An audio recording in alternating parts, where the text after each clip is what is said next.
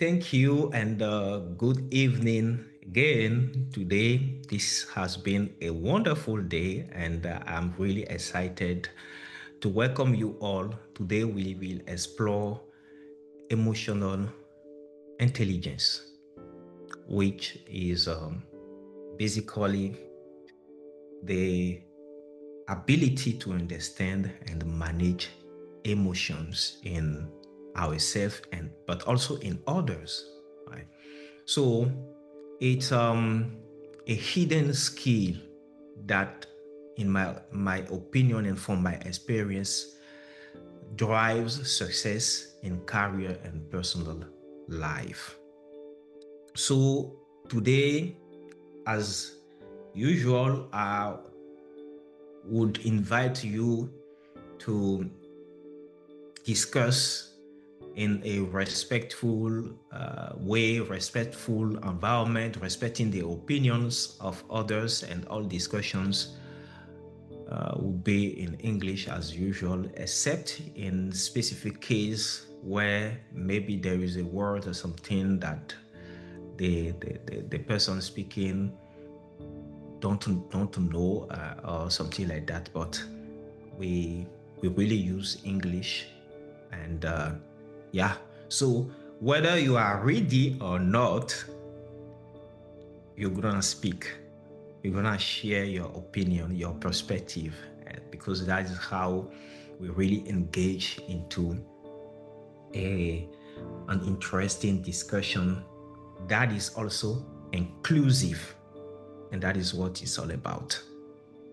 So um, I quickly said, in my opinion, what emotional intelligence means. But this, I think that this is not a universal definition of that word.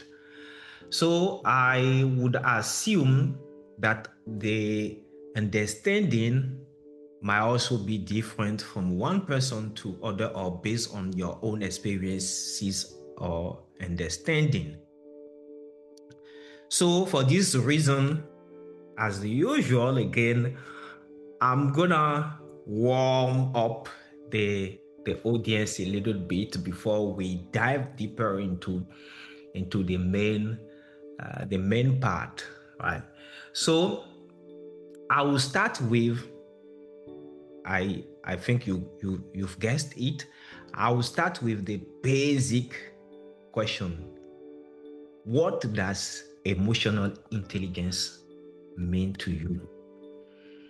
And as usual, I want it to be an interactive discussion, a, a real conversation where you could share your point of view and your perspective.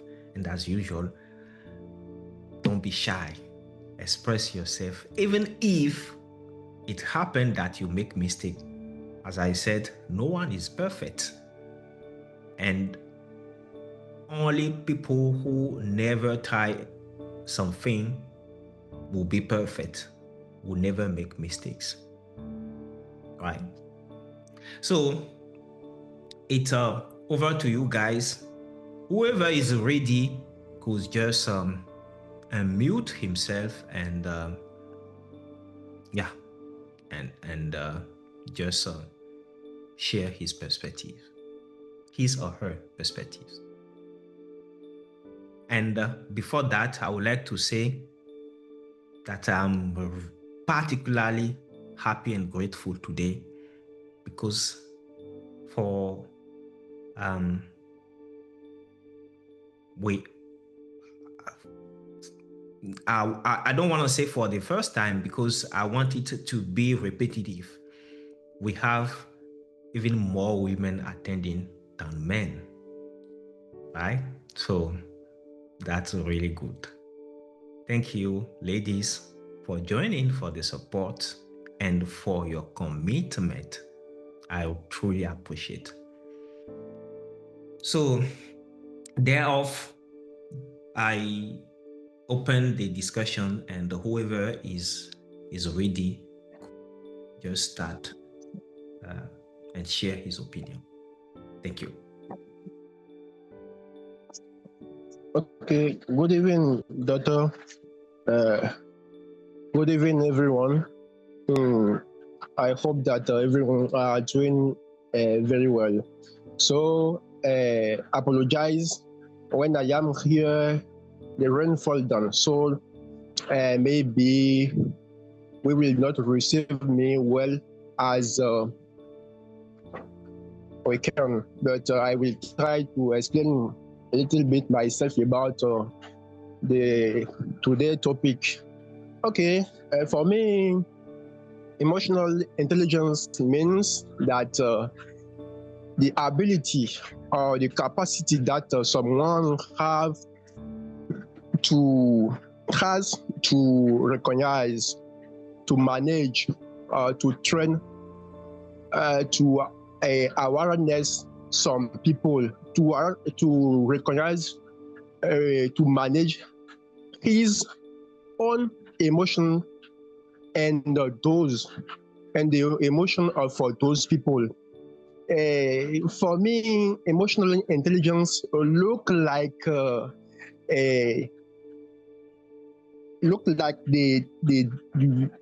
different ability that a good leadership or a good mentor has. So a little bit that is what I can say about the emotional intelligence. So thank you. Thank you so much, Jill, for sharing your understanding of what emotional intelligence is. I don't know if everyone may agree with that, so I'm gonna ask: is anyone here who has a different definition or a different understanding of the concept of emotional intelligence, which of course is different, totally different, at the opposite or slightly different from what Jill just said?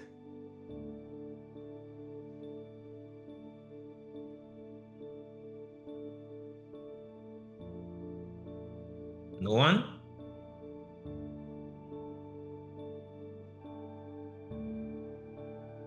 Okay, well, so I think everyone share the same perspective. Okay, so then if we all agree with that emotional intelligence is the capacity of a person to better understand and appropriately manage, handle emotions, like from himself and others, to achieve a goal, to be a better leader or whatever it is. Can someone be successful without emotional intelligence? Why? Or why not?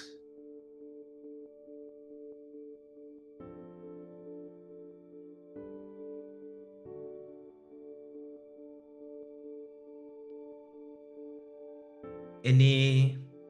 Okay, thank you. For me, sorry, since you already answered the first question, maybe we will give the chance to one of the ladies to, yeah, maybe take that one, if you don't mind, of course.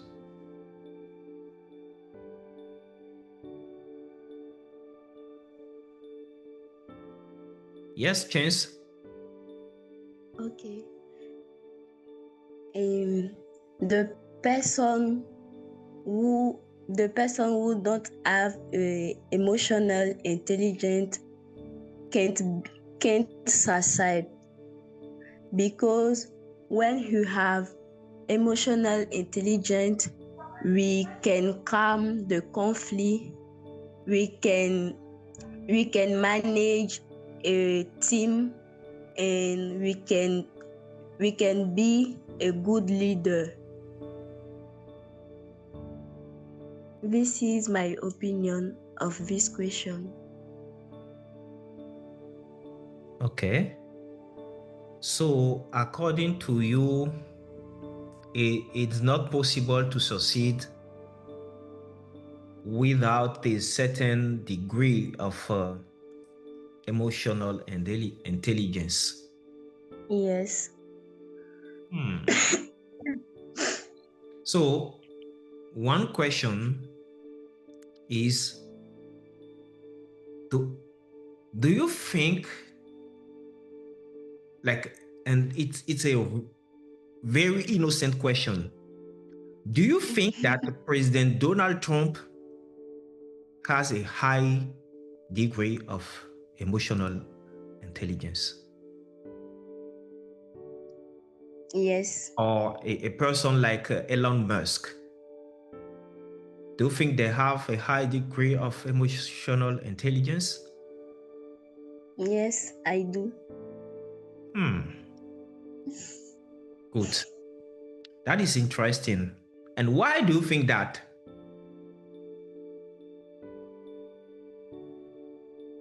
I think that because Donald Trump is a very manager.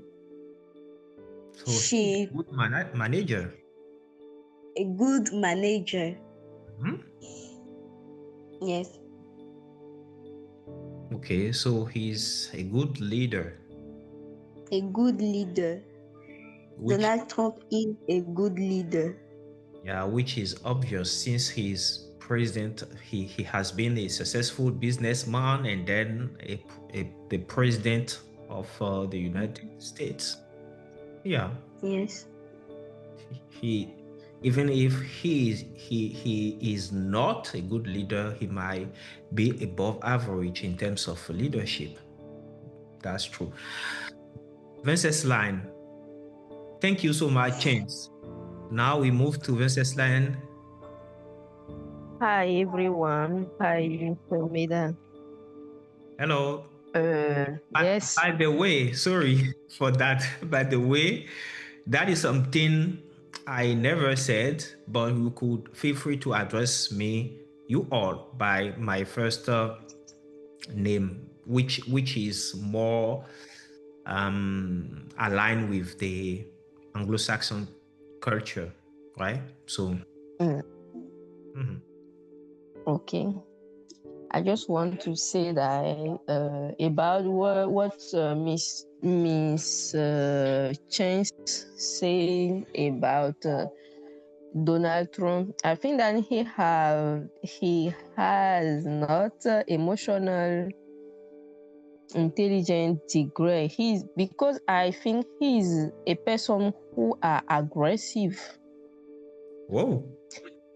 I think he was aggressive. He talk about truth, but he have not the good way to talk about. That's why I think. So, are you saying by that? Are you saying that emotional intelligence is all about the way you address people? Yes, way you, of course. you I think that to people. yes, I think that in professional environment you could not be aggressive with people. Why not? If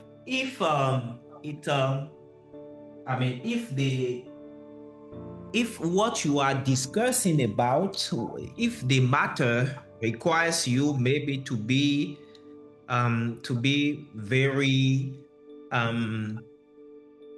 rigid, to be to be very authoritarian, So are you gonna like? What I mean is, do you associate or do you define an emotional intelligence by a sort of weakness where you are overly friendly in all situations without I mean without adapting your your position, your tonality, and even the way you speak? I think the right word is stand. If I'm wrong, I think Adeline could maybe correct me about that. I think they talk about stand. I don't know if the pronunciation is very correct. They talk about stand or stand or something like that, which is really in French it could mean posture, if I'm not wrong. So do you really think that or are you saying that emotional intelligence is that? It is one way of that. Can I give an example? You cannot, when you are in a professional environment, you cannot say you don't like something, but you can say, oh, I think that it is not the good way we can do this or that, but you cannot say, I don't like this, I don't like that. It is not. If you did that, you are not in the way of emotional intelligence.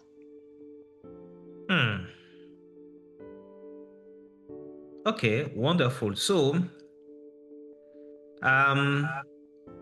is there anyone who has a different opinion about the topic?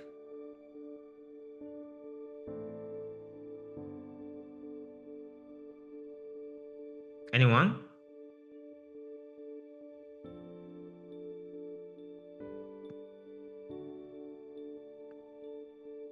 Okay.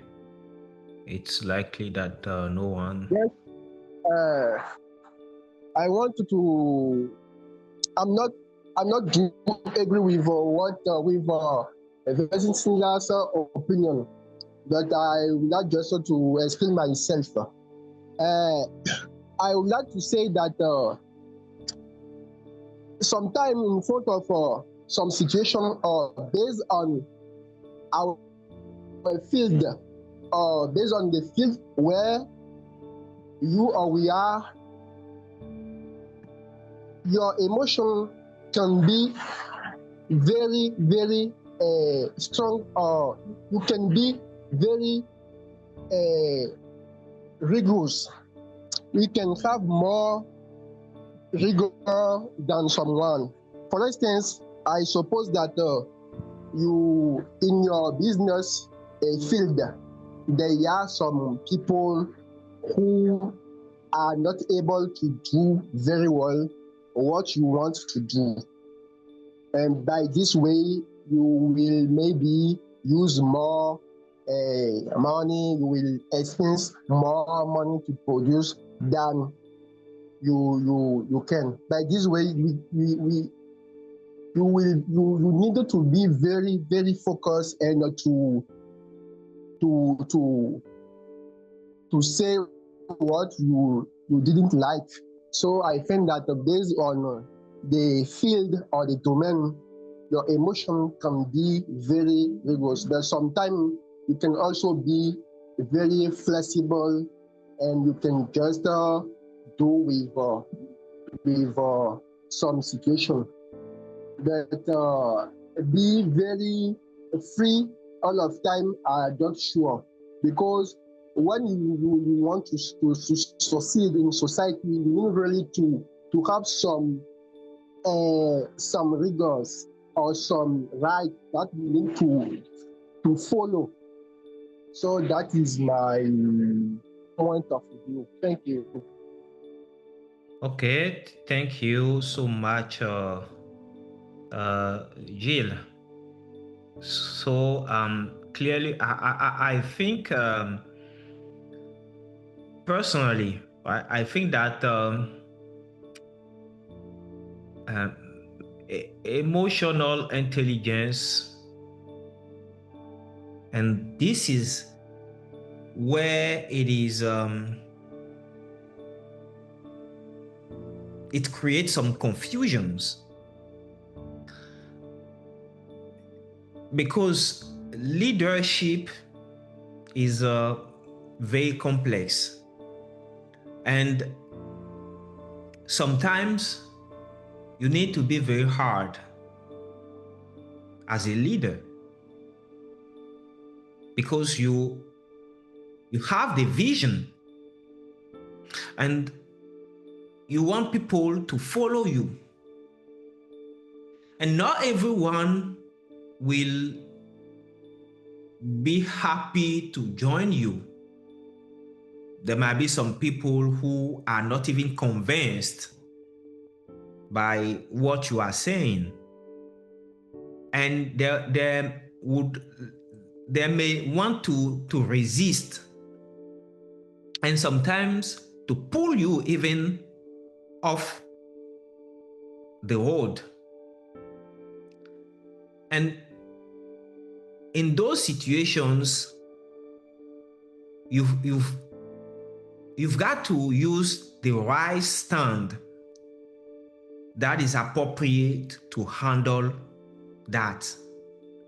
But the type of personality you are dealing with also plays a major role. What does it mean? It means that there are some people who will, like, based on the type of personality, you don't really want to negotiate with them. Otherwise, they might be able to really. So I think it's not like just black and white. There might be different levels of grace in between. So we will give Del the opportunity to share also his opinion with us. So Del, kindly introduce yourself before speaking, because we don't know who is Del. Hi everyone. Hello. My name is. Can you hear me? No, we can hear you very well. My name is Divine Betofia. I want to give my opinion on what Mr. Shields said. I agree with him that some situation can make our emotion not to be constant, but emotional intelligence goes with tolerance. If someone want to have high emotional intelligence, he must be tolerant. That is what I think. Wonderful. Thank you so much, Divine. Okay, great. So Divine, and I'm more than blessed, because now officially I can say this is the first meeting we have more women attending than men. Oh man, are you not? Shame on you. You see how they beat us. Okay, that's great. I really appreciate. Yeah, so you said something that is really important that I want to emphasize. You said that, but I still want to make the differentiation with, you talk about understanding, right? And the tolerance. So, what you put in tolerance, is it the same as empathy? Because there is something that is called empathy, and is it the same thing as tolerance? What I mean is, did you really mean tolerance, or you meant empathy?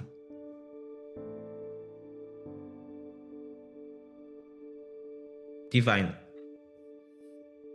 I think both are important.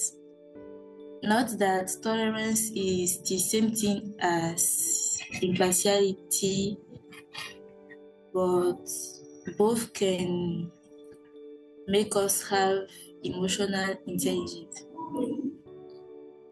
Okay, good.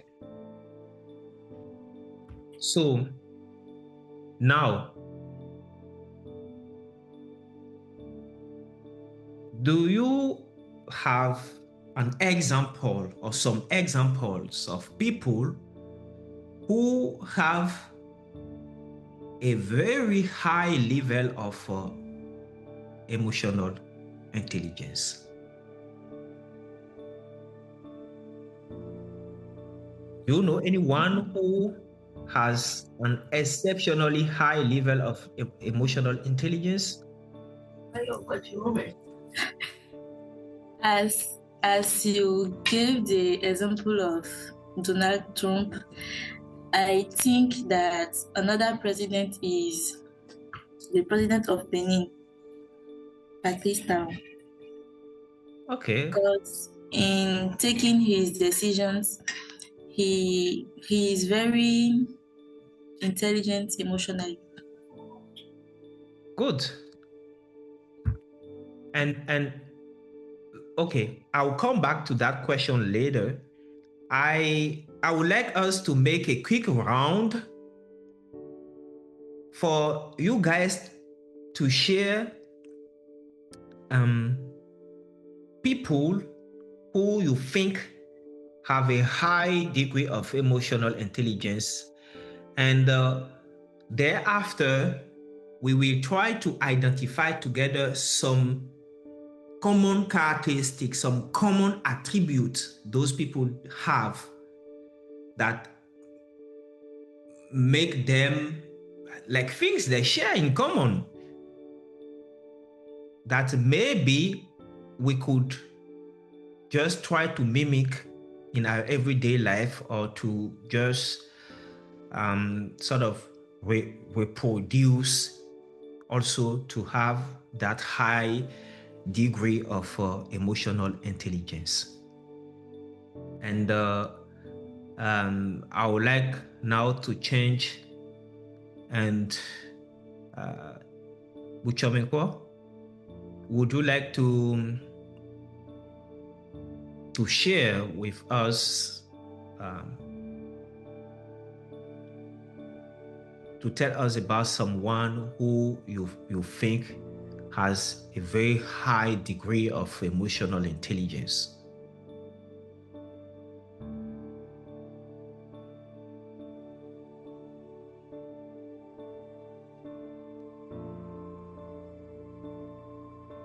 Buchamekwa? I don't know if you are speaking, but if you are, could you unmute yourself? If not, then we could move to Let me see in the list. Adeline. I don't know if it's in English we should say Adeline or we should say Adeline.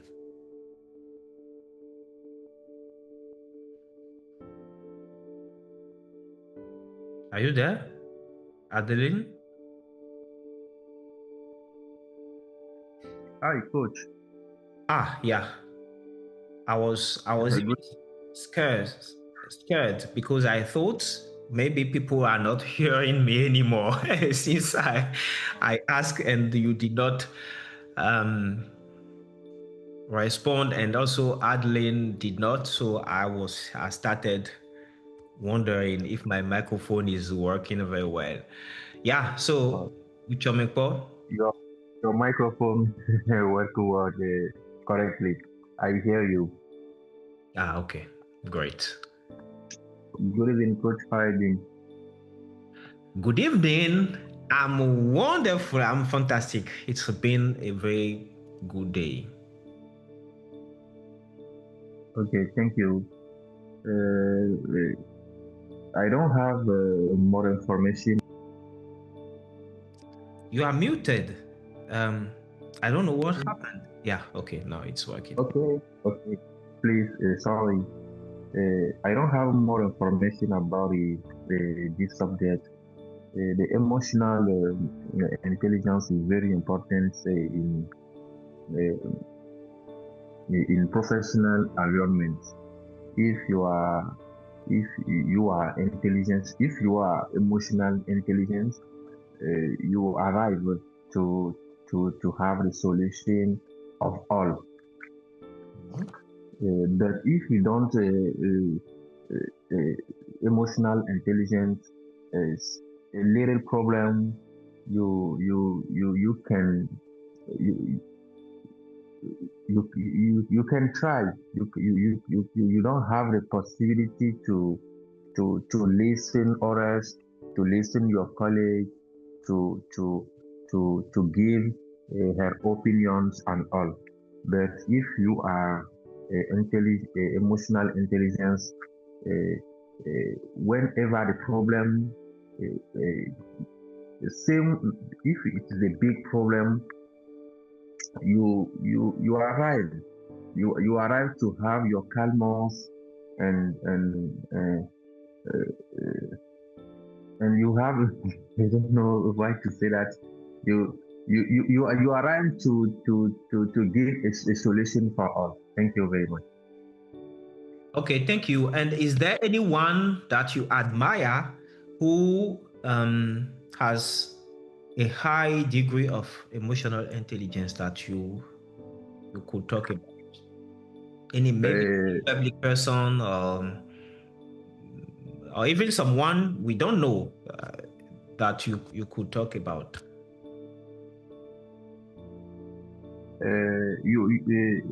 The question is for me or for about yes, it is for you. For instance, I asked the same question to Divine, and she said that the president of Benin is in her opinion has a high degree of emotional intelligence. And then I am asking you because the goal thereafter will be to identify some common attributes that characterize or define people with high emotional intelligence. In my point view, presidents of Benin have a small. It is intelligence. It is smart intelligence, emotional. I'm talking about President Talon. Mm-hmm.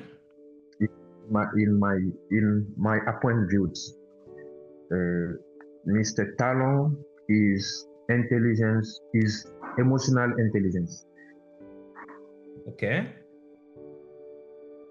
Good. Because if I'm listening her pronunciation, if I am listening the discussion who he have with government and all outsides who if he talk about a problem, in my upon view, Mr. Talon is very intelligent. Is very intelligent, emotional. Okay. So, and you personally, is there anyone you think is also equally emotionally intelligent that you would like to talk about apart from President Talon from Benin? Yeah, my very famous, or my very start in intelligence emotional is President Putin. President Putin. It's my goat. Yeah, Putin. Good. And why did you say that? I say that because if I think about the grandiose of Russia, Russia is very powerful. This is a big country. He have a lot of gun. He have bomb atomic. He has a lot of things. Who can Russia? The Russia have the possibility to kill all population of Ukraine, but since the attack, you don't use atomic bomb, you don't use a big means to kill all of the population of Ukraine. It is about me. If the President Putin is not emotional intelligence, he also decides. He already decides to use the bomb atomic.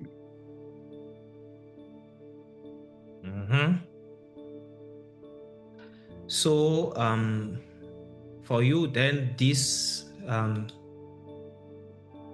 So you said several things, and I am just trying to. I'm trying to see if I understood very well. So, when you were talking about President Putin, in the first place, I thought you wanted to talk about charism, and I was even about to ask a follow-up questions like, does it mean that all charismatic people, all charismatic persons are emotionally intelligent? But then you talked about the fact that he decided not to use the nuclear weapons in this conflict, right? So he was really patient, according to what you are saying, right? So this means he has a high level of emotional intelligence. In my view, in your point of view. Okay, good. So it's then I would maybe this, like instead of a patience, I will maybe talk about empathy, right? Please. I would instead of I said instead of could you see my screen? The word I put here in the dictionary, I put empathy. And empathy is the ability to understand and share the feelings of others. So from what you are saying, I'm just making an extrapolation, right? So from what you are saying, President Putin decided, maybe according to your sayings, against all common sense, to use all his power, his weapons, nuclear weapons, and all those things. And why would someone who has all that power will not use it? I guess I would think that, okay, simply because that person knows that people living the other side are also human beings. They also have families, they have children, they are real humans. They are not just puppets. They are not useless. They are real persons with feelings, with needs, with emotions as well, right? So then from that perspective, I would say, okay, well, he might have probably made use of this empathy, right? Or don't you agree with me?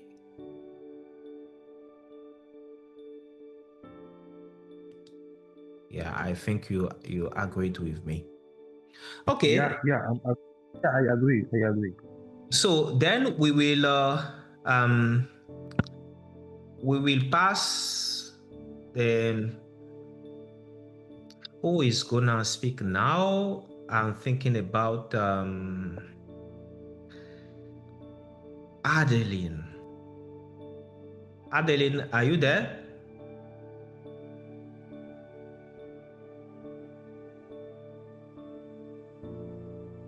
Adeline is not there, unfortunately. So, Vencesline, would you share with us one person who is really a beast when talking about emotional intelligence that you know? Okay. Yeah.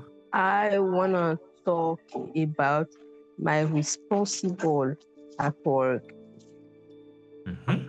When I began to work at STS Littoral, any people could understand me really very well. At this time, she's not my responsible. She's just a colleague at work.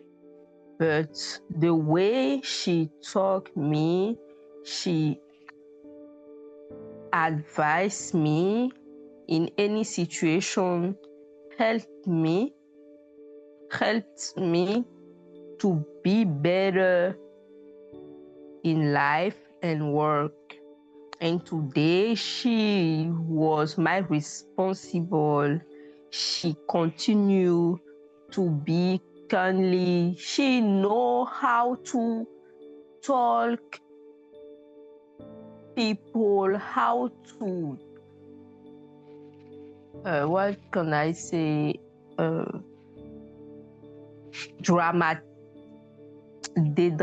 don't know how to say. What can I say? Dédramatiser any situation, because in my work we are always in emergency, and they have a lot of stressful. If you have not emotional intelligence, you will want to do better something, but you can pass about that. But she helped me, and today when our co-worker told to she, hey, we think that Vencesline is better than when she began to work here, she said that I told you you have not intelligence emotional to help someone or somebody to be better.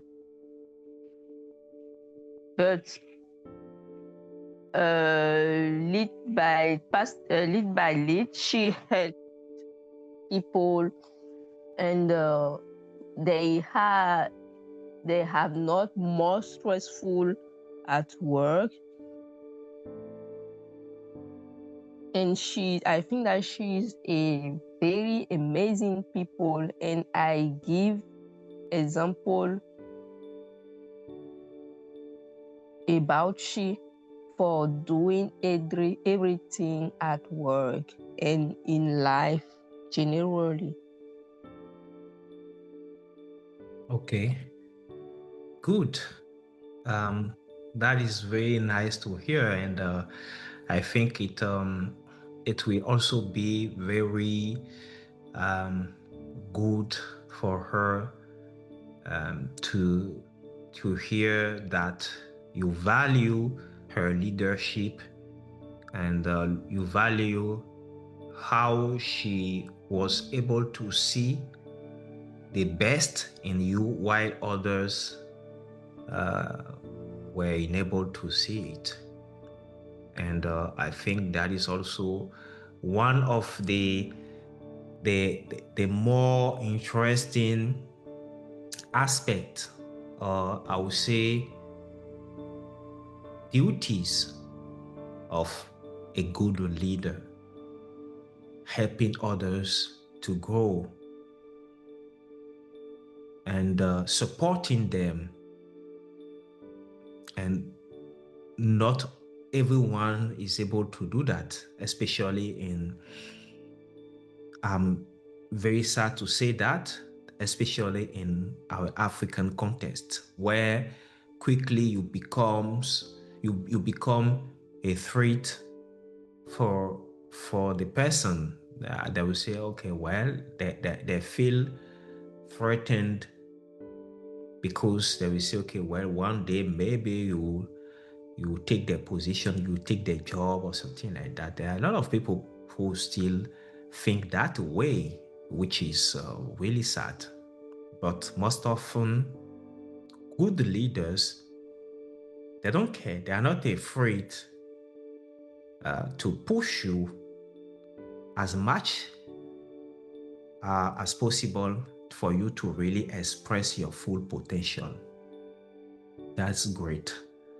Now, do you think that emotional intelligence is more important than the intellectual quotient?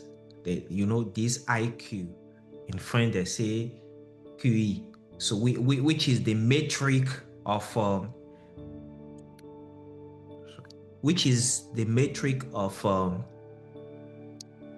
intelligence in today's world. Do you think so?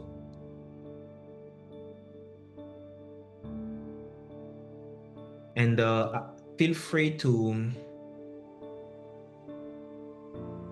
answer if you want, if you have an answer.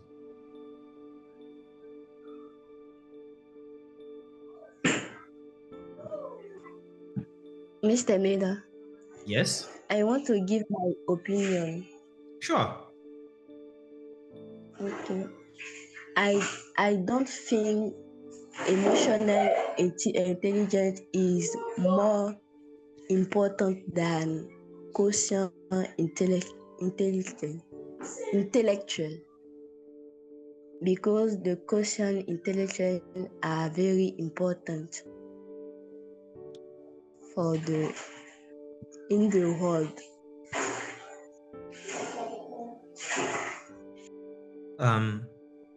Can you say it again, please? I said that I think emotional intelligence isn't more important than quotient intellectual, because quotient intellectual is important in the world. Okay. So emotional intelligence is not more important than Quotient, intelligence quotient, yes, because you think that intelligence quotient is what maybe important. is what is more important in the world today. Yes, yes. Intelligent emotional is important. Quotient intelligence is important. So you meant that both are important. Yes. Okay, good. So who think the other way? Who think that emotional intelligence is more important than the IQ?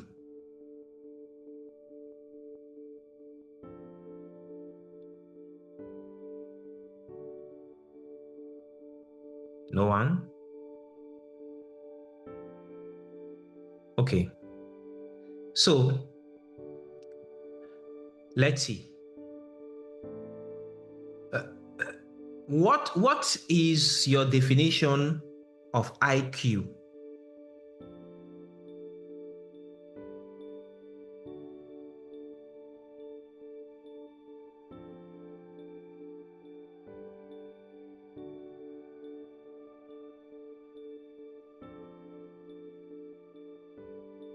No one? Can you hear me? Yes, Mr. Meda, we are hearing you. Okay, so I want us to reflect, okay, on something that I think is really important, which is the intelligence quotient. Okay, and the intelligence quotient, in your opinion, what is it exactly? What does it translate? I Mean think that that if I have a low intelligence quotient, I cannot succeed, even if I have a very high emotional intelligence. And for us to answer together that question, it is important that we know exactly what is the emotion, what is the intelligence quotient.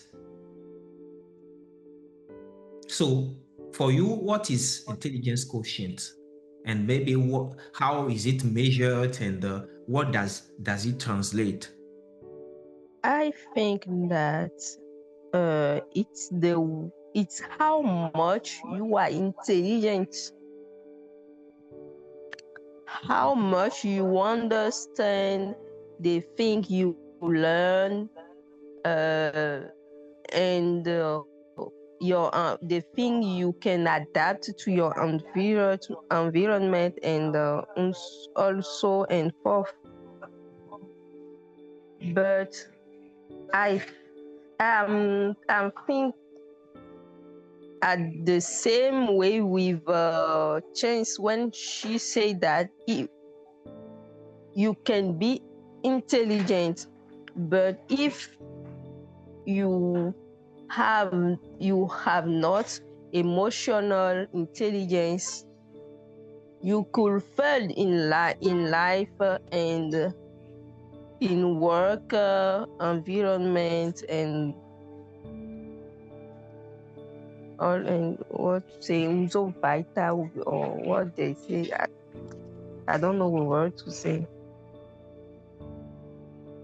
Okay. So, according to you,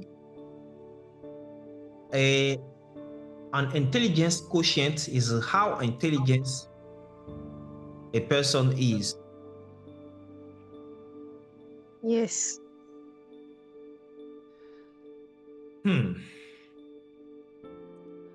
Adeline, are you back?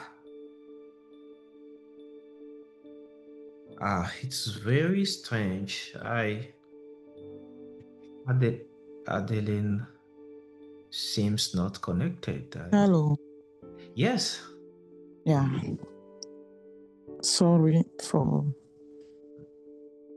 the technical issue with network. I don't know why, but my network is not stable. Please, can you please ask the question again? I'm Okay. sorry. So we were talking about emotional intelligence. Yeah. And I asked whether in today's world emotional intelligence is more important than IQ, intelligence quotient, or vice versa. And Chance replied saying in her opinion, IQ is the most important. It is more important than emotional intelligence because from her perspective, IQ is what determines success, not really emotional intelligence. So I asked, what is exactly IQ? Because if we want to compare two things, we already defined emotional intelligence, so it's important also for us to define what is intelligence quotient. And Vencesline defined intelligence quotient as how intelligent a person is. And I put question marks there because I think this might be everyone might not share the same perspective, right? So I'm asking you if you agree with this definition of intelligence quotient, that it is how smart, how intelligent a person is. Okay, thank you for the brief resume. Thank you so much. For me, we cannot really say that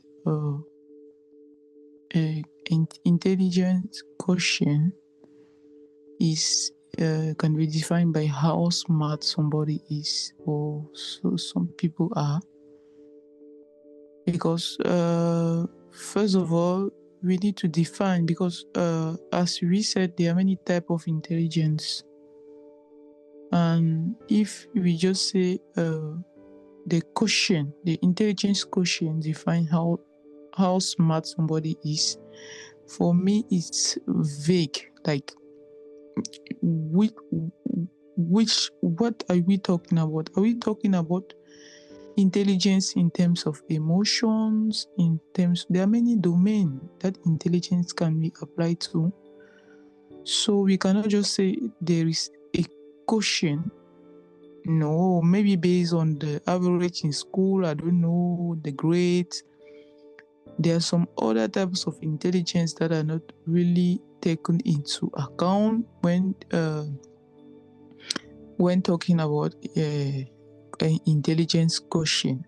So for me, we cannot really say that the intelligence quotient defines globally how intelligent somebody is. So we have to precise what's the domain we are talking about.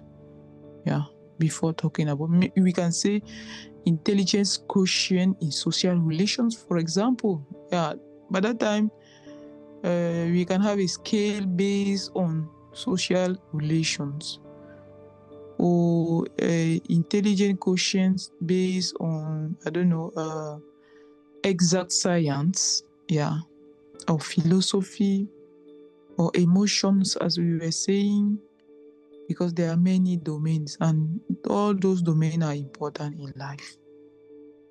Yeah, that's my humble opinion. Thank you. Thank you so much. Well, but the thing is, the IQ, there are even paid and I guess free IQ tests that people will pass. And this actually is, it sort of combine different things. It's and when I quickly check what is IQ test in Google,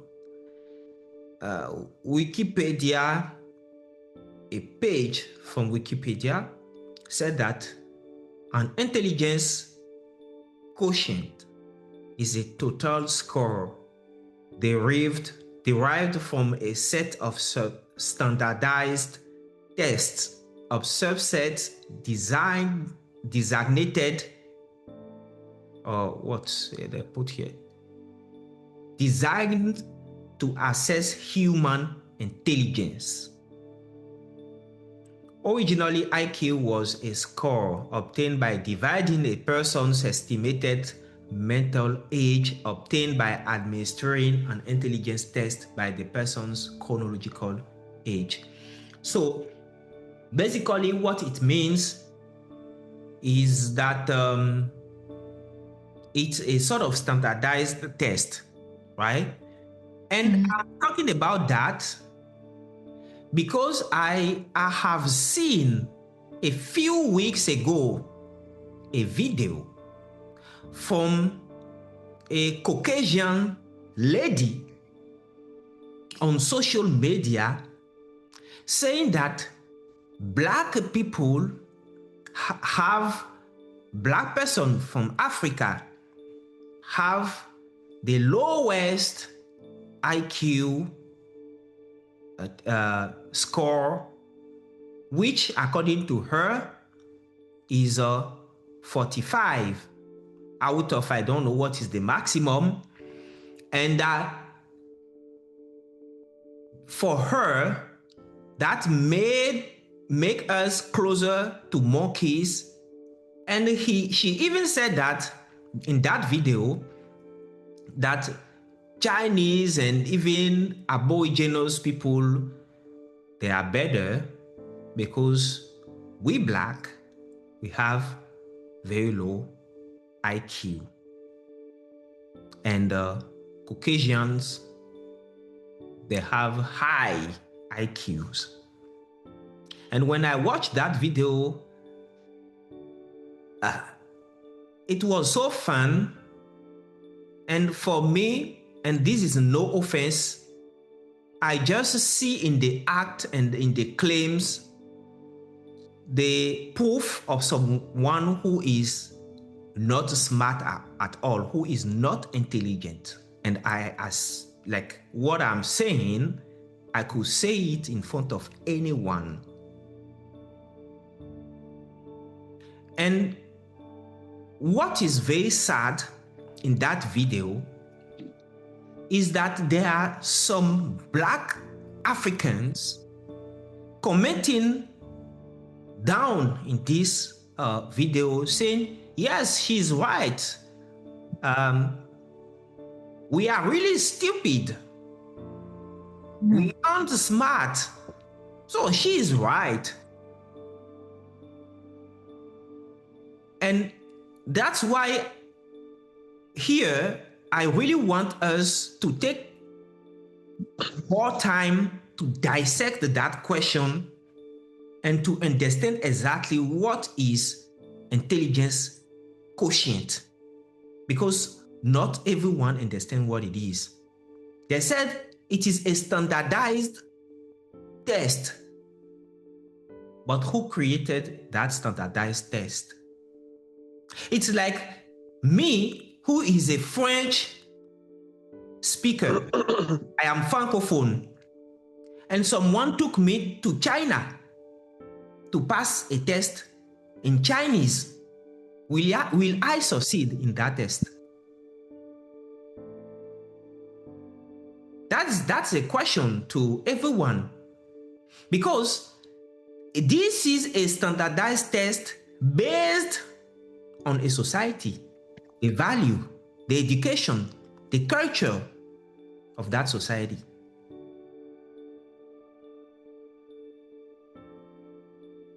Now, you ask other persons who have a different culture to pass the same test. This is the same with things like autism now in Europe or in Western society, or things like there are other tests like a delay of they have some tests there for children to assess how do they call it? They have some tests for children, and the specialist of language and mental development, they use it for children. But those things were developed for a specific type of population. And then they ask someone who is raised in a totally different culture to pass the same test as if he or she has grown up in the condition the test is designed for. And that is where all the bias is. And then when I said that, it is important that I say that, because my role is also to inform somehow people, right? So now what I meant by saying that is, I agree that with you, Adeline, that IQ actually is not enough to tell that a person is not smart or intelligent. It doesn't. It's just a test which is based on a type of population. What I mean by that is, when you go in Africa, you go in rural areas, there are people who did not go to school, but they are very clever. They are very smart. They are successful business. And in Benin, we have someone who most people said he did not go to school that much, but he is a billionaire. He was a businessman. He was a businessman. I think today he is not into business anymore. And then he started politics and all those things later on. But that guy, that man, did not go at school that much. You see? And he still managed to be successful in life. You see? So I'm sure if you ask him to pass the IQ test, maybe he might not get a so good result. Because you ask that person, the old guy, he might be 60-something today, to pass a test, to do some arithmetics and some mathematics and all those things, some logic things. He might not succeed, maybe. But does it make does this fact make him less smart than others? So it's just a test. Like language tests are just simple tests. There are people who will speak fluent English, but they will still not have the minimum requirement if they pass English tests like a TOEFL or IELTS and all those things, because it requires preparation. There is a specific format, and there are things they are looking for in your answer. You need to answer a specific way. You need to speak a specific way and all those things. But there are people who are very fluent in English, but still, if they have to sit for those English language tests, they may not succeed. But still, they are fluent. But in the same time, there are people who will succeed. But if you put them in some situations, they might not perform that well. So, Vencesline, you wanted to say something? Yes, I just want to say that I think it is Mr. Ketapol. And Mr. Ketapol, you are talking about Mr. Ketapol? No, I think okay. But Mr. Ketapol, who is he? I am not sure. You don't know him. Okay. Or maybe he's a businessman. So and at this time he did politics, but he is also in business. Okay. Yeah, there are a lot of people who are really successful. They are really smart, and even when you are discussing with them, you understand that they are really smart persons, but still they never went in school.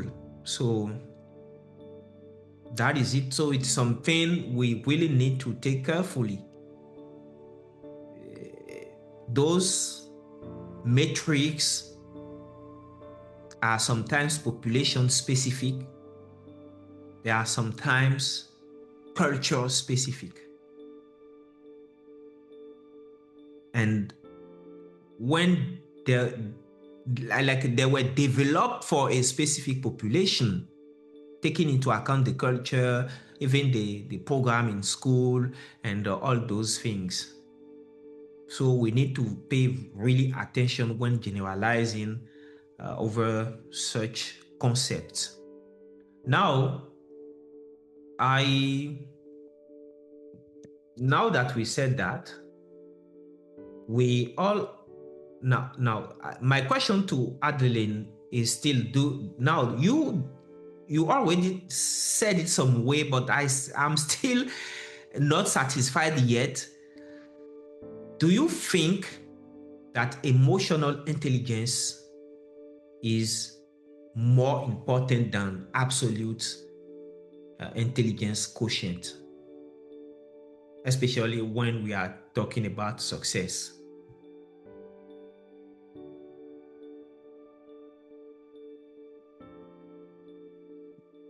Okay. For me, talking about success,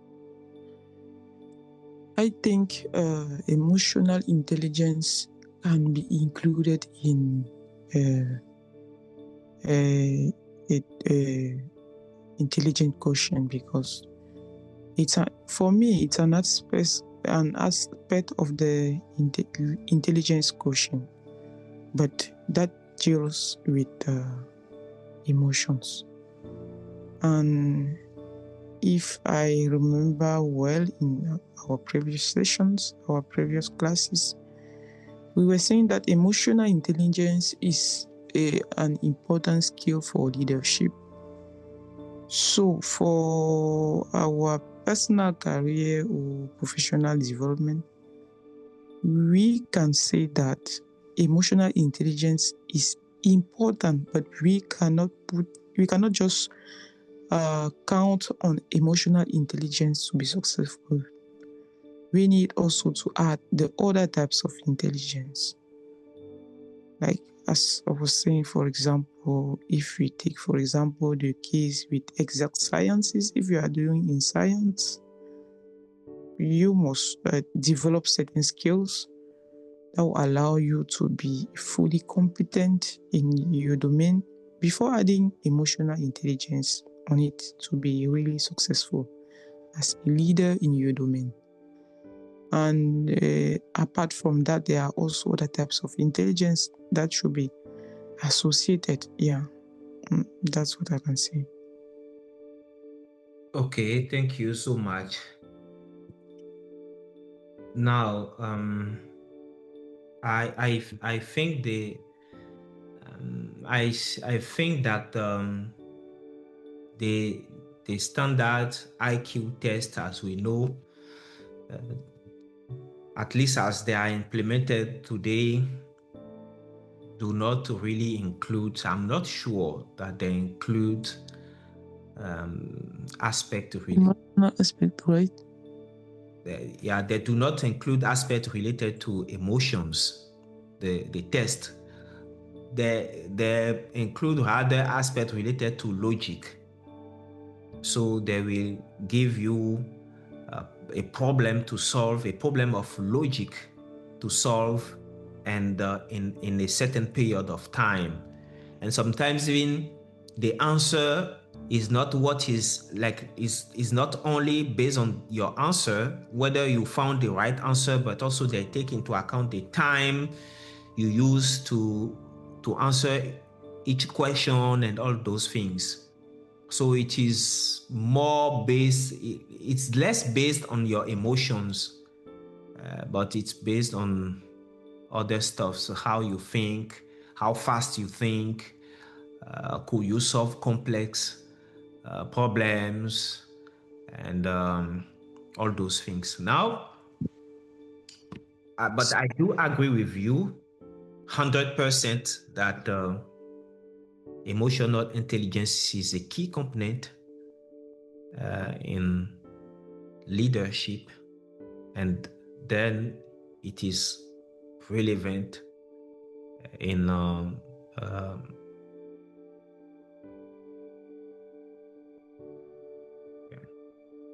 so since we all agree that emotional intelligence can help in the workplace, can help to go to accelerate your career. So, what are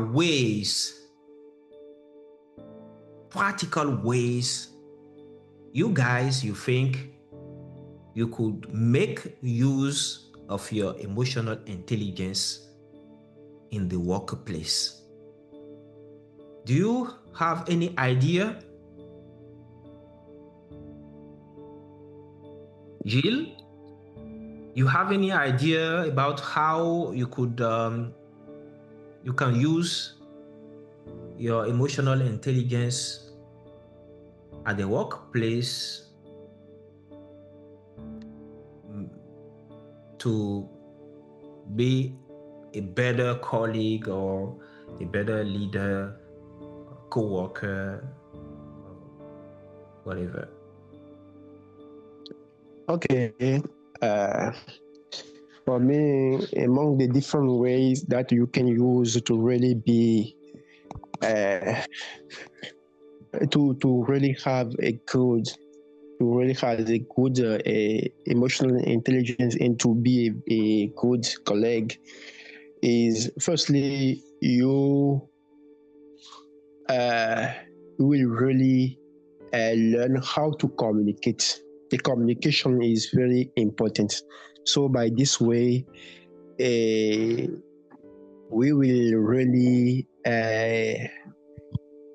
organize ourselves to really develop the ability to hear some people, to hear with what they wanted to say. We will also develop the ability to accept some people, because sometimes there are some people who want really to say something, but if you are not available to really give him some times, or really give her a chance to talk with you, this can maybe create some frustration. So we will also be able to accept those people. And the most important thing is also the way to overcome some situation in front of a bad situation.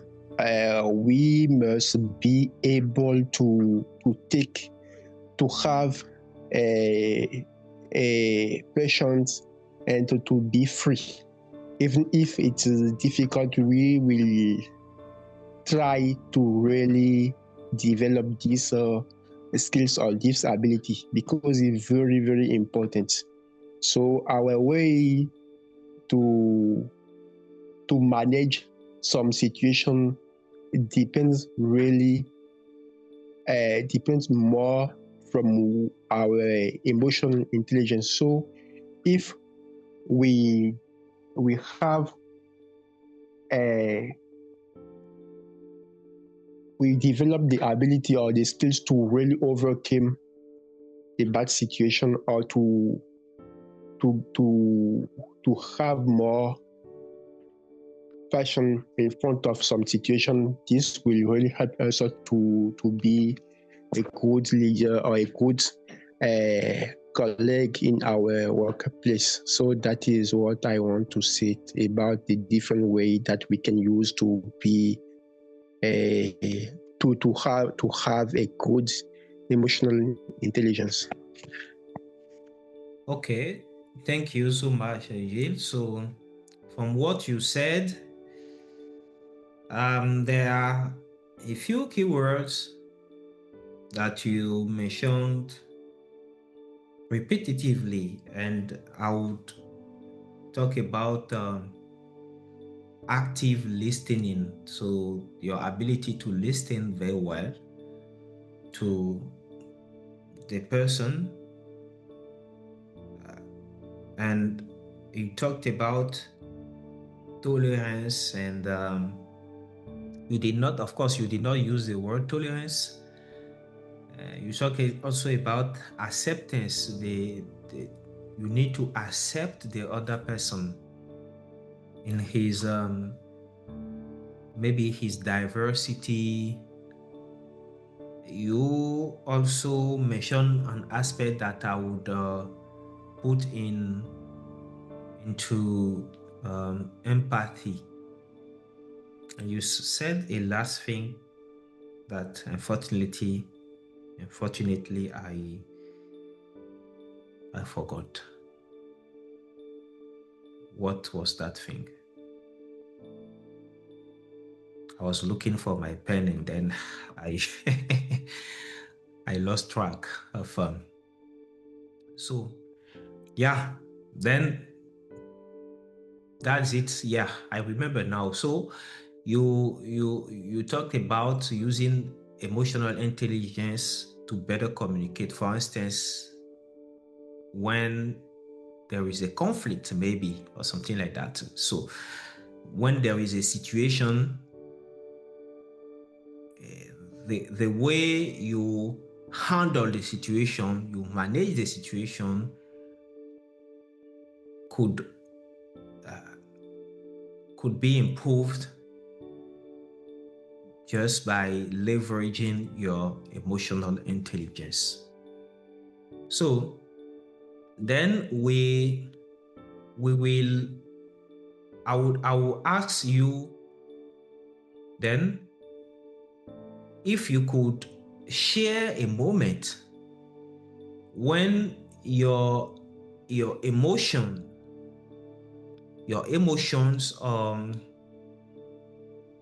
maybe someone else, maybe a colleague or your boss or someone, a co-worker, influenced a professional outcome.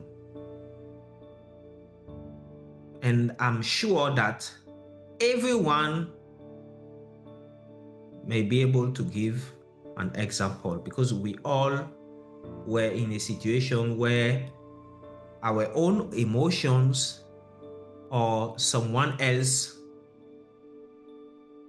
changed the outcome in good or in bad. So here I really want you to use, do you know the STAR framework?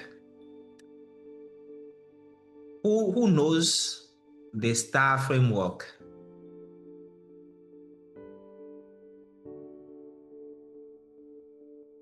Do you know a STAR framework? Who knows a STAR framework? Put your hand up if you know.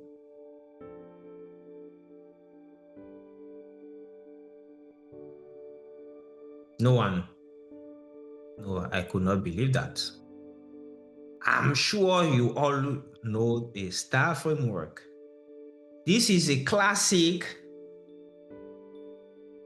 framework, a universal framework that I'm sure you heard about several times when it comes to, for instance, interviews, job interviews or scholarship interview. So if you did several interviews in the past, people will always tell you about the STAR framework. And what is exactly the STAR framework? STAR is just an acronym. So it's a situation. The S is for situation, the T is for task, the A is for action, and the R is for result. So what it means basically is when you want to talk about something and give an example during an interview, you need to structure your speech, right? And this structure is very powerful because why? You start with the situation. So you briefly describe the context or a general situation of the experience you did or what you were talking about, to sort of set the scene for the interviewer or for people to understand really what is the background. And then the task, you explained the specific task or goal you were responsible for in that situation. What needed to be accomplished by you. And then the action, you detail the specific actions you took to address the situation or achieve the task, and emphasizing your role and the steps you personally took, right? And you end with the outcome, the result, which is simply an explanation, a brief explanation of the outcome of your actions and what you learned from the experience. What was the impact of your effort? So this is what is the STAR framework. And this STAR framework, I want you to use it when describing an example of situation where your own emotions or someone else resulted into an unexpected outcome. whether it's good or bad. You see? So this is actually like an exercise, because you all, sooner or later, if not yet, you have to be interviewed, right? For a position, for a scholarship, for an admission at the university, for an internship, whatever it is, you will be interviewed. And the sooner you start practicing this, the better you will get familiar to it. They are not the better, but the earlier you will get familiar to it. So who is gonna start? And welcome, Sergino. I hope you feel better now. We really miss you here in the Sunday English family. Welcome back. Thank you, sir. Good evening, everyone. Yes, now I'm very good and ready to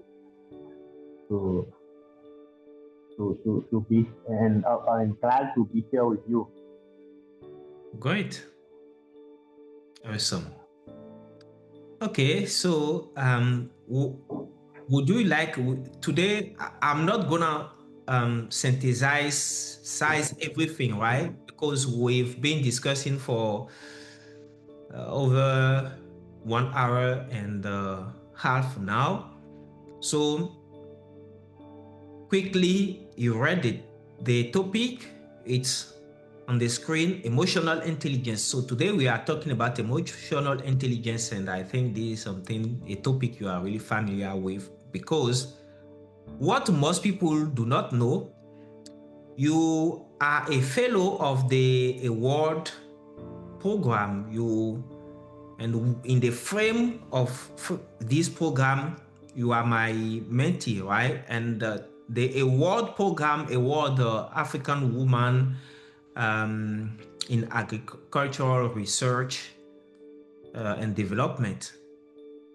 And this program, there was the One Planet Fellowship, which has a leadership component, a 3-year leadership and mentorship component that we really went through. So that's why you see I speak a lot of time about leadership and the emotional intelligence, mentoring, and all those things. So Sergino was also part of this this program. So you are familiar with the concept of emotional intelligence. Now the question is to describe a situation where you share a moment with us when your emotions or someone else's emotion influenced a professional outcome, and ideally using the STAR framework. But if you don't feel comfortable using that framework, it's just fine. Just use your own structure to answer. So, would you like to try? I would like to think about it for a few minutes before Okay. my. Great. Then Buchomekpo, you wanna say something about that?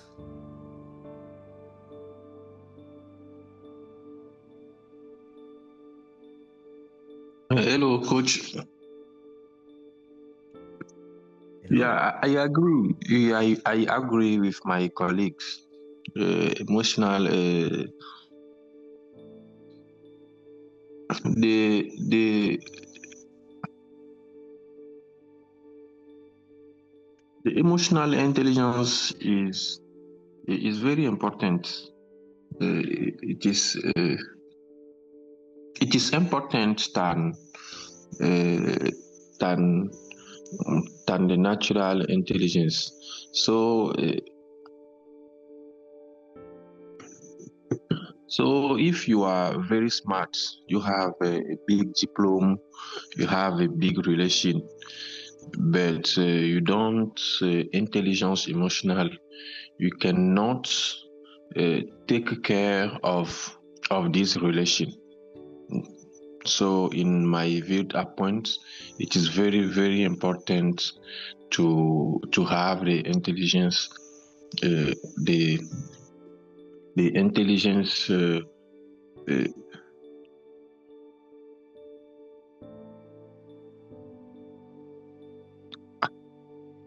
Hello, coach. You hear me? Yes, we are all ears, listening carefully. Okay. So it is very, very important to have the emotional intelligence. Thank you. Thank you, Buchomekpo. And now, I still want to. I have a follow-up question for you. Is to share a moment when your emotions or the emotions of others have influenced a professional outcome. I really want you to share a story of yours. Okay. Yeah. Thank you for this opportunity. I have a lot of story for you, but my level in English is not very, very good to help me to say what I have to share with you. But I can try. Yeah, I think this is the attitude. Always try, right? Thank you. Yeah. I really encourage you, to try, and I'm really happy that you are so committed. So yeah, let's go. So okay, thank you very much. Thank you for helping. So in professional environment, if all my colleagues have a problem, they come to me with a problem because I have the means to talk with all of my colleagues. I have this possibility to resolve the problem. If you are intelligent, you are emotional intelligent. All of your colleagues have a trust in you. All of colleagues trust in you. If you have if they have a problem, he say, let's go to see Buchomekpo with this problem, because Buchomekpo is very smart. Buchomekpo is intelligence. Buchomekpo have intelligence, emotional intelligence, so he can help us to have a solution of this problem. Thank you. Good. So you are problem solvers. You are a problem solver within your team. Yeah. I'm still not really satisfied, but I appreciate the effort, because you were very general. You did not talk about a specific problem and how this influenced the outcome, so that we know whether the emotion, so that we first of all identify the emotion, and then how this emotion affected your reaction or the reactions of others, and thereby influenced the outcome. But yeah, I think it's already a good start. Yeah. So thank you so much. Thank you very much. Sergino, are you ready now? Yes, thank you, sir. And as you said, your mentee not only officially in the Montana Fellowship program, and but also before this program, you were coaching me for my professional growing. And as you said, being a fellow of this program let me learn a lot of things about emotional intelligence.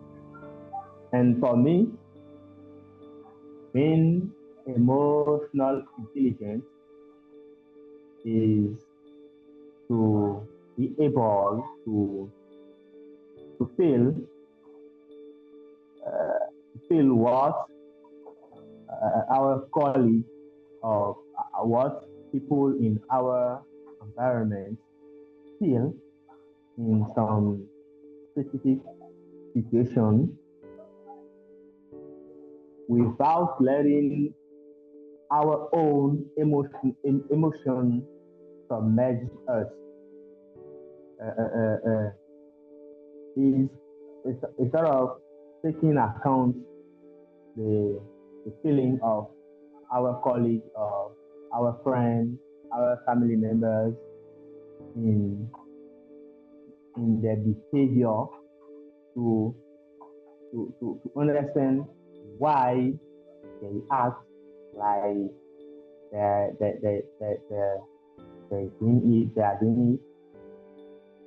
to know how to judge them, or know how to know how to consider their action, their behavior, and without also letting our own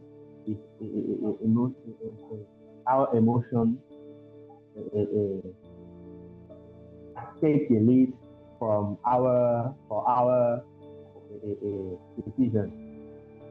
And we have a lot of skills that we can use to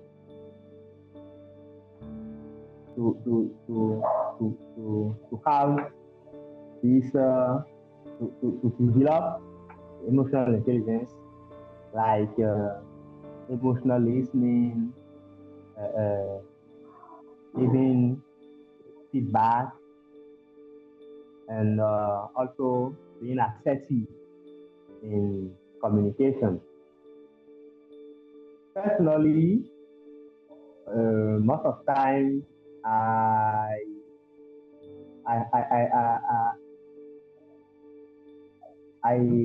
have I don't know how to say to tell it.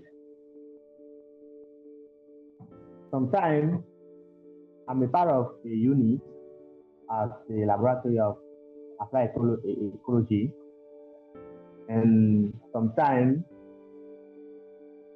when they ask me to do something, it takes me a lot of time to do it. And sometimes my boss can be frustrated because I don't I don't finish the work on time, and they can be very frustrated, and sometimes they can use some words that can be very from me. But with them, I learned a lot of things. It's not only about money, but I learned a lot of things with them professionally, scientifically, because of course I'm a competent data analysis, and we work in plant breeding, and even when they use very frustrating words, because I don't really, I don't know how to say it. I don't finish what the task on time. I try to not let my emotion submerge me, because not only I work with them, but also I can also be very busy in my personal life with my family, my parents, and that makes sometimes I may be late. In, that can make me be late in my work with deadline and other things. But I can't explain it to them. And what I can say is to apologize and try to, even when I give the work late, but I try to do it with my best. I do it with my best to try to do it well, because with them I learn a lot of things. I gain a lot of experiences, and that makes me be more open for critics. That makes me be more open from critics. So for me, it's a sort of emotional intelligence, I think, and that doesn't mean that that doesn't mean that the fact that I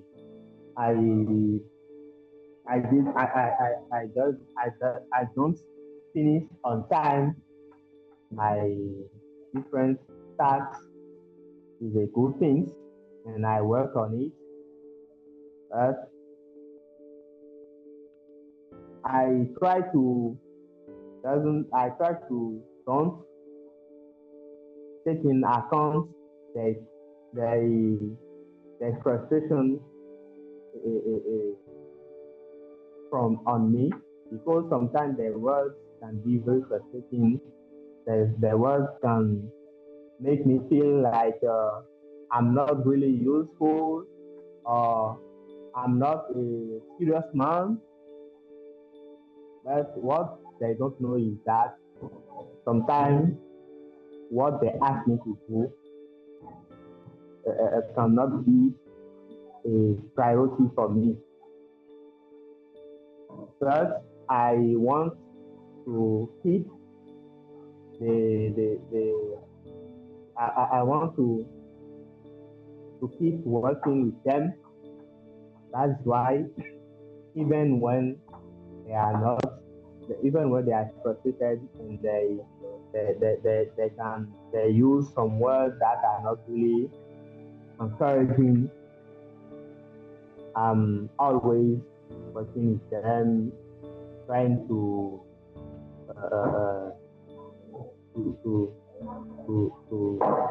give the work with my best, and that's it.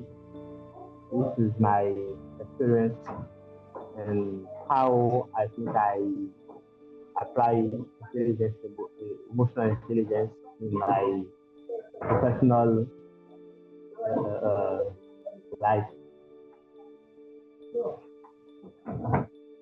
Thank you so much, Sergino, for sharing that.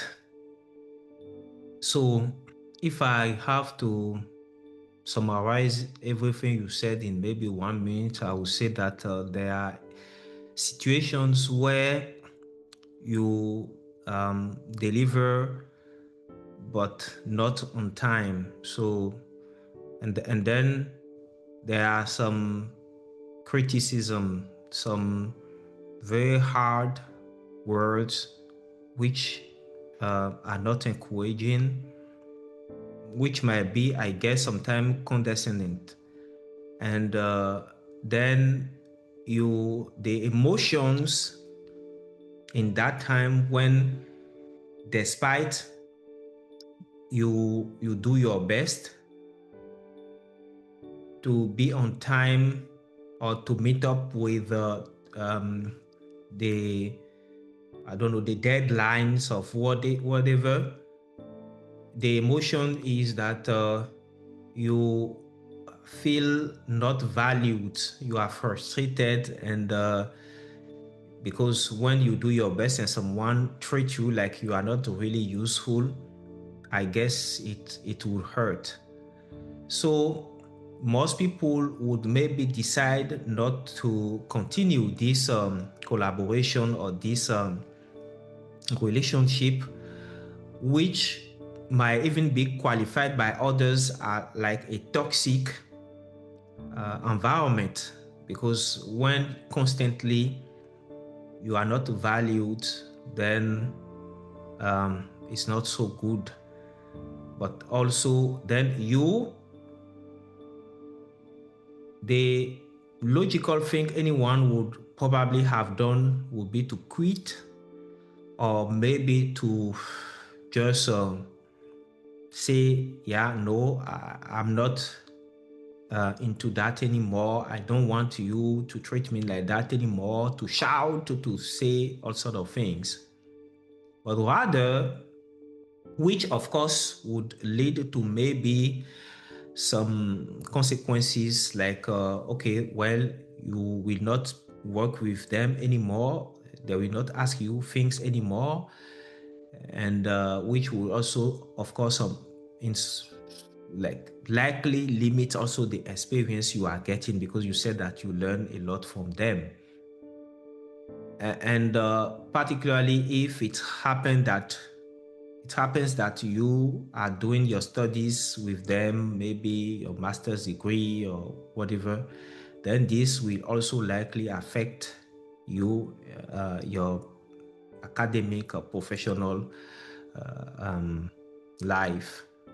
Then what you did is not to let your emotions control you, because you are in control. And you just tell yourself that, okay, well, I'm learning from this process, and therefore I will not quit. I will keep pursuing my goal, which is getting more experience. So did I summarize very well what you said? Yes. Okay. So this is really an experience, an example of what you said. And what I would, however, also suggest, if you allow me, is to also give a feedback, to tell them about your feelings.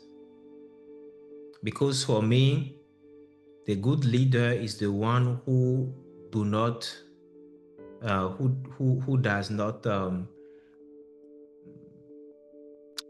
let's say undervalue and treat the people he lead with condescendency. That is important, because if you do not value your co-workers, I'm afraid you will create a toxic work environment. And then people will not think twice when they get another opportunity. Maybe they are there because they have no other choice. So it is important also to give feedback, to express your disagreement, how you feel in respectfully, right? So that the person also understand the impact. If that thing happens one time, yeah, maybe it's not that relevant. But if it happens recurrently, then maybe it will be good also to give them a constructive feedback, to share your feelings so that they know. And accordingly, they might probably adjust also the way they may talk in some situations. But anyway, thank you so much for sharing that. Now, we are really finishing. Actually, we started 10 minutes late because we wanted people to join, a minimum number of people joining before we start. So now we have 10 more minutes. And if you allow me, I would ask Divine a question, which is, how does emotional intelligence influence relationships with a family, friends, or community? Over to you.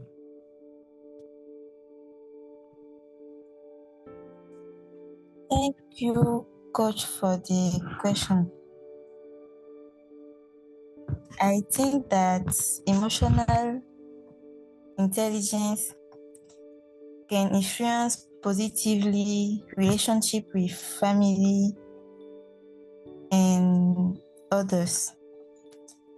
Having good emotional intelligence can enable you to be in good terms with your parents, your friends, and all those persons with you in the society.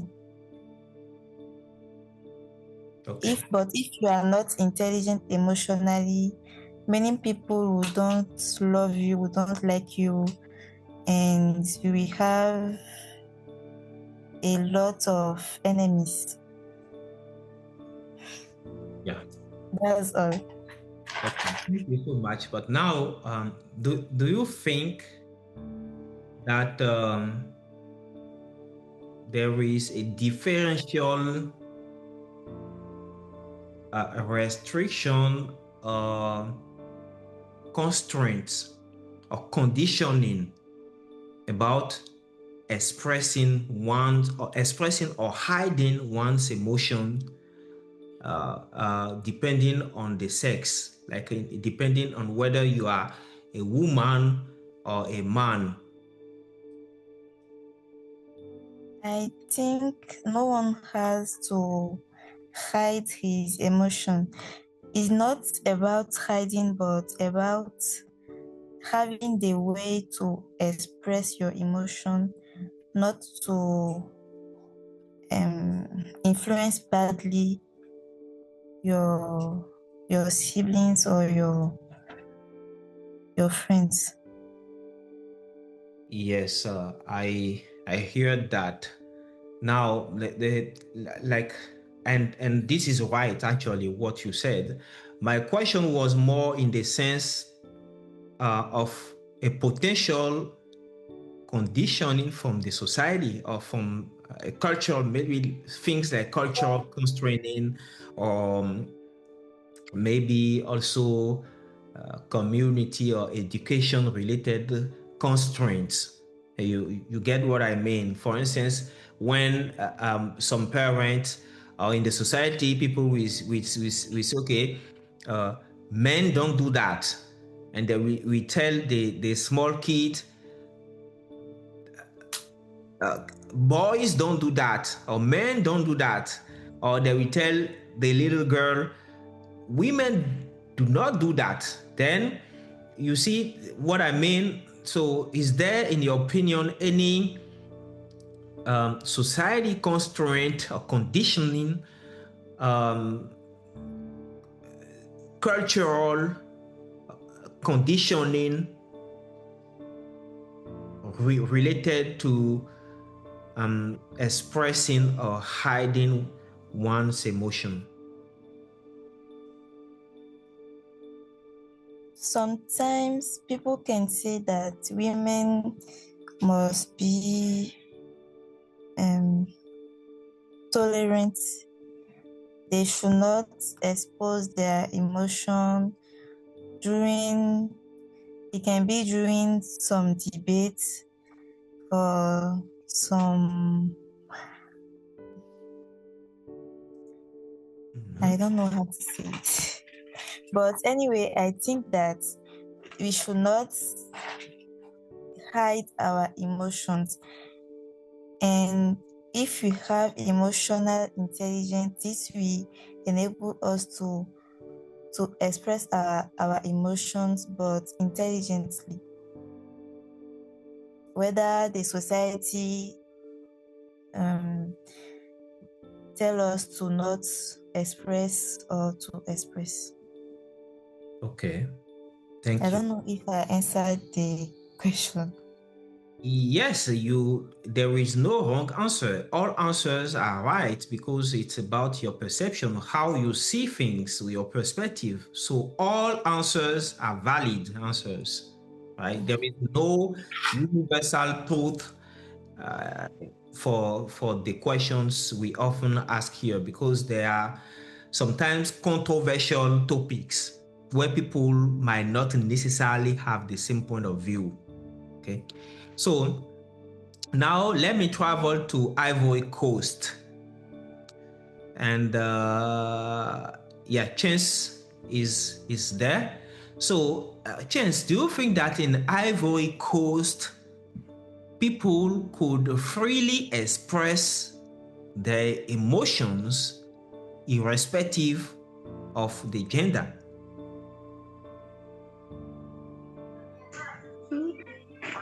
I don't think. You don't think? So you mean that there is a gender discrimination regarding how and even whether you should express or hide your emotions? Yes. That is interesting. So tell us a little bit about that.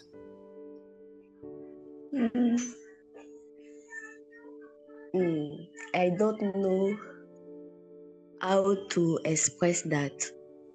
Yeah, but just try.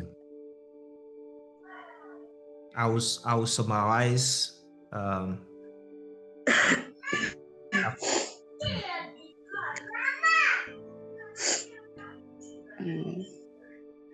don't know. Does it have anything to do with education, for instance? Is there any specific thing that is said to maybe men and this, or a different things said to women in this, I mean girls and boys, for instance, when they are growing up or something like that?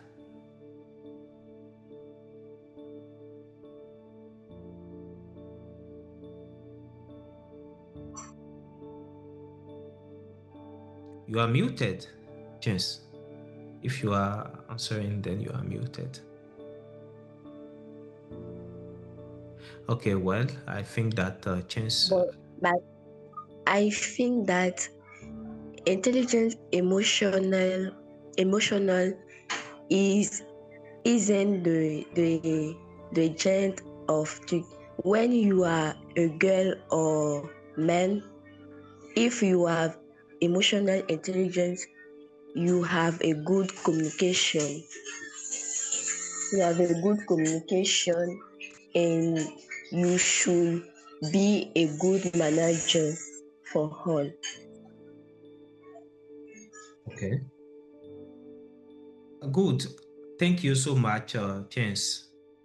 Vencesline, do you think differently, or do you have any particular experience to share with us regarding some discriminative constraints or conditioning about expressing or hiding emotions or feelings?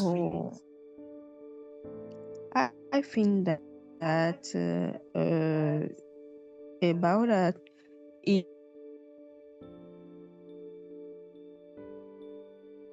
in life prove more than women about intelligent emotionally.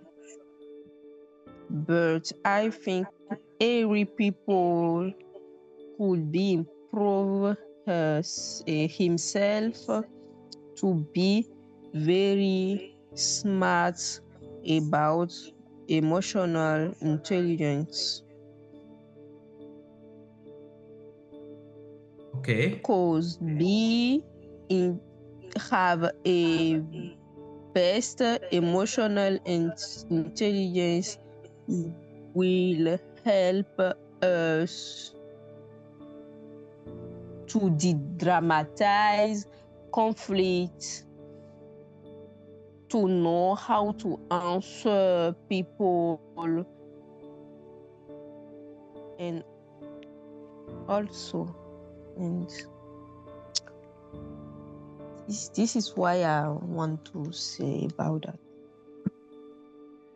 Yes. This is the thing. This is how I think. Yes. Well, I really understand that. Now, what I want you to tell me is, when we in the society, let's even start from the family. Okay. You take a household, the family, where siblings are of both sex. Okay, you have male and female. Is there, for instance, in the education, is there any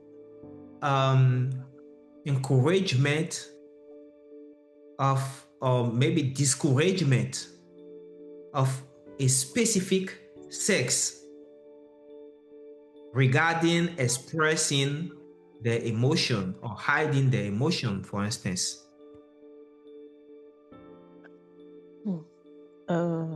I think that in family or in life of every day, it's your experience in life who must help you to be to have emotional intelligence. Because if you are not you have not experience, you could not know how to do in different situation of life. But I think that it's the same thing. The people improve more women about emotional intelligence than men. So you meant when you say you said improve, did you mean that they encourage more women as compared to men regarding expressing emotions or something like that? It is not comparison.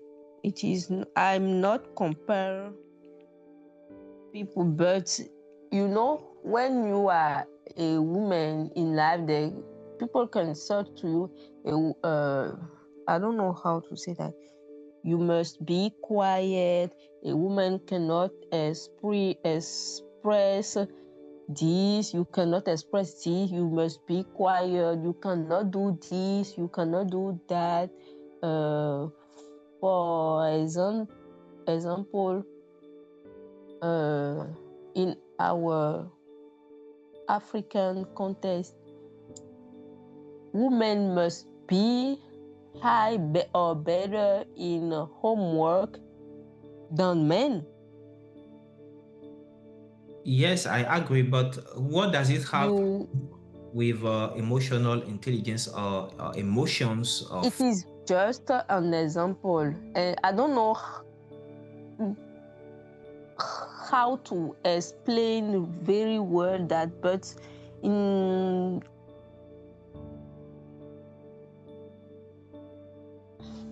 I don't know how to express really you can, I don't know how to express that really, but I think that in society, in house, at house, in home, women must be better in intelligence, emotional intelligence than men, because c'est pas comment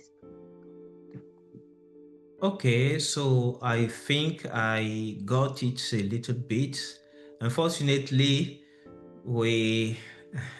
time is over, and then we've got to close the meeting. But before we close the meeting, I would really like to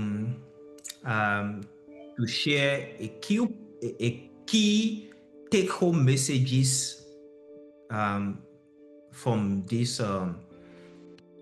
this discussion, which I think was really interesting, although we did not have more time to express or to explore all aspects of it. So the first key point I would like you to remember is that emotional intelligence is crucial for effective leadership, conflict resolution, and team management. And successful leaders, we define different people. They have this particular way of behaving, of leading people, which include a mix of active listening, communication, effective communication, tolerance, and empathy. But it also for sure includes other things as well that we did not cover in these discussions. Emotional intelligence is a really broad topic that I think we would specifically create a series of discussion and even lectures or conferences on the topic to explore more. Now, emotional intelligence involves appropriate expression and management of emotions, not weakness or excessive friendliness. It's actually finding the right trade-off between regarding a specific situation. Now,